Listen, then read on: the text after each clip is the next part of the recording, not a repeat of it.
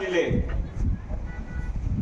अशा आईचं नाव जर शासकीय दस्तावेज येईल तर ते माझ्यासाठी अभिमानाची गोष्ट आहे.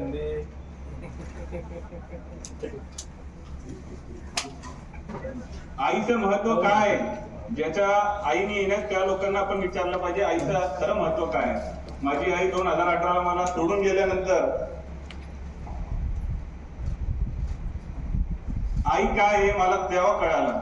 जेव्हा आई असते तेव्हा कुणाला त्या आईचं महत्व नसतं, परंतु आई गेल्यानंतर ते खरं आई काय होती, कसं प्रेम करायची, कसं आपल्याला संस्कार द्यायची, कसं वागायचा हे आम्हाला त्यांनी शिकवलं. म्हणून मी आपल्याला आणि सर्व सभागृहाला विनंती करेल की मी जे प्रस्ताव मांडलं त्याच्यावर आपण मंजुरी द्यावी. उपमहापौर आणि सभागृह हा विषय जरी शासनाने अगोदर मंजूर केला असेल तरी आमच्या याच्यामध्ये थोडीशी एक सूचना अशी होती की आपण महानगरपालिका असेल, आपल्या महापालिकेमध्ये जर आपण बघा 50% माता भगिनींचं आरक्षण जर आपल्याकडे सर्वत्र लागू आहे.